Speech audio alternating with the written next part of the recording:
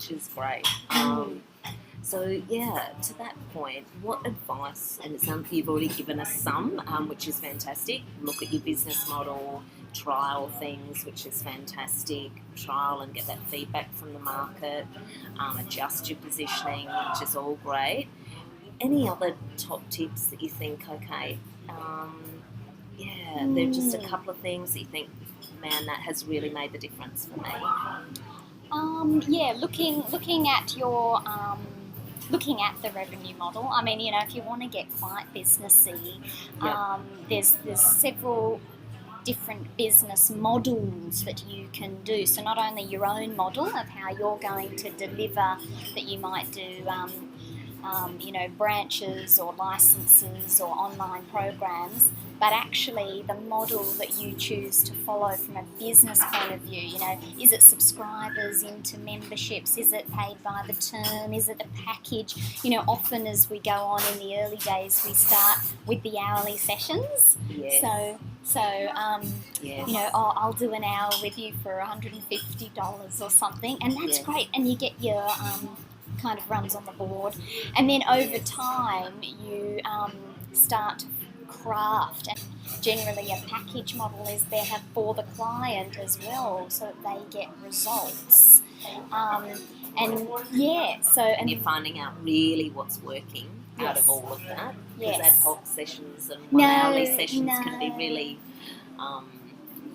I agree, adjusting and going, well, actually this works. Yeah, and I've, again, with the experiments, I've tested things where I've thought, all right, I'll do these quick power sessions for I think, back say 3 or 4 years ago when I was transitioning, and I thought, all right, I'll do these power sessions for $80 or $50 an hour or something. Oh dear. It doesn't work. Sometimes you get what you pay for, don't you? Yes. Both parties. Yes. It's so strange, that higher level client, what they then achieve and the results they get, and the way that you then work together, the kind of synergy. Wow, you just learn. That's so much better, isn't it? Yeah. You just learn. So that would be one of the key tips, because I have worked with lots of people, like a lot of studio owners who are still not in the profit zone. Right. Yeah. So, and even in the debt, so it is important. That is important. And definitely, I think the revenue model, that's awesome. Yeah. Definitely. Yeah. I think that's a big piece of the puzzle. And also then being very up on social media. So being with the trends, if your market is there. If your market is not there, then don't do that, and don't consume yourself with it. But for the dance studio, all the mums were on there. So that was great. So that worked.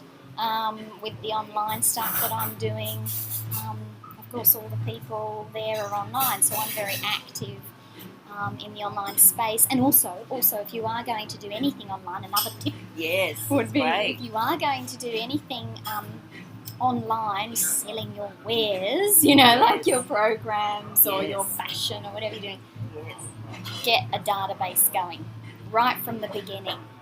That is the gold tip. Right if only from the beginning. People start there. That's a great building point. that relationship with a weekly touch point. Yeah, that is very powerful. There's still so many years down the track. I'm working with some people, and they just haven't got that as a start. Now, if they had been doing that, they're 8 years in business, they're 10 years in business. They would just have the numbers so much more now. Yes, because you're stronger relationships. Each.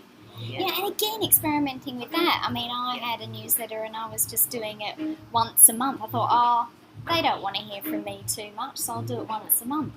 No, didn't work. Right, okay. So I'm now every Wednesday at 8:08 a.m. Fantastic. We're looking out for that. Yeah, so it's incredible. And people do. And because you've got quality content, people will look forward to that. And you've really refined that content, which is sensational. Yeah. And speaking on content, your books, which is great, how have you gone? Most people, they have a challenge to write a book, or they've got a dream to write a book, or they may have written a couple and starting on their next one. What's some advice around your book writing? How's that gone for you? How's that? Yeah. Well, you have to have a core concept, Yes. but there has to be enough to make it a book. Great point. Yeah, because sometimes people go, oh, I had this great idea about, and it might be enough for a chapter.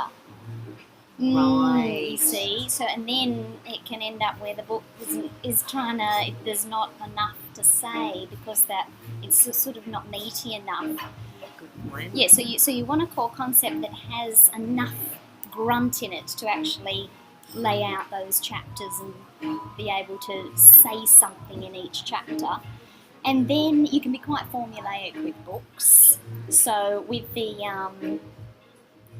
program that I'm developing now, it's all about the writing process.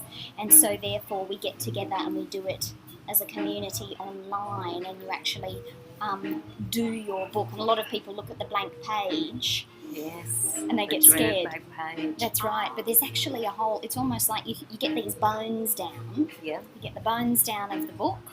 And I mean, I get people writing their front matter right from the beginning.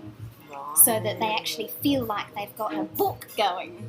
Right, okay. So you get your bones down, and then you're actually just laying on, the flesh. Yeah. Yeah, you're actually laying on the rest. And so it's not this, sort of page one all the way. It's actually these pieces.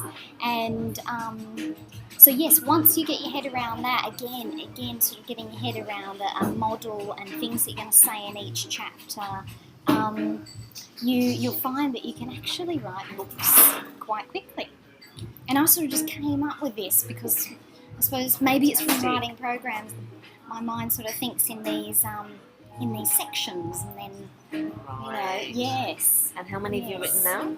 Well, this is the second one. This is the second one, but there'll You have be to put the link to it. Yeah, there'll your be beautiful business. Yes. And I get what you're saying there. Release your clutter, get clear, and build your standout. Beautiful business. But there's quite a lot in that. I get what you're saying there around the having enough. Yes. On that concept. Yes, that's right. And yes. And because it came to me as an action plan. Simplify, beautify, amplify action plan. Because I like words. Word. Right. So I like that those three, all have that sound. And so then from the action plan, it just sort of fleshed out into this book. Yes, right. And then there'll be another. And then your brain, once you get on the train with it, then there'll be the next one. So your watch brain, out for that. Yeah, you get going. It's fantastic. It's lots of fun, and it's the hard work really is in the draft. I mean, you can get out a first draft, your 35,000 words, 30,000 words, quite quickly. Probably over a month of Sundays or something. The actual that stuff, and then it's in the drafting. So that's at about 17 drafts. So when I say 17, it's where I've gone through and I've taken something out and I've edited and I've put stories in and I've danced with it and sort of moved it around. And I think that the more it's Michelangelo's David, the more that you chip and you could go on, at some point you have to sort of say that's ridiculous. But it is in that crafting of the rehearsal phase before you perform it. Yes. That actually is what will make it good. Yeah, what a great metaphor. And that's so in line with your brand. The dancing with it and the creativity and then the performing. Because you're so right. That's the ultimate, the ultimate tangible performance, isn't it? The book or an online program. That's right. Fantastic. And the podcasts, now they are really going well. I think they're fantastic. So just a little bit on how did you get started on these? Yeah, how did it come? That was an experiment as well. Great. That was a cup of tea on the lounge with just my friend Anna, and she said she would like to do a podcast. Okay. And I said, oh, why don't we do events? And she said, no, I think podcast is better. And then I thought, actually, yes, probably less work, Yes. you know. And so she went off and arranged the first, I don't know, dozen or so guests, and I went off and arranged the tech. And in 3 weeks, boom, there we were. Fantastic. So, you must have a look. We'll put the link to the Ladies Lounge link on it. And It's it's been fantastic. great. You've had some great guests. I mean, just Yeah. been really good. I mean, and really Mark good Bruce. listening. Mark Bruce. Who would have thought? You've had, I know. Lisa Messenger, and we're having Steve Maraboli too as well. Apparently the most quoted man or something.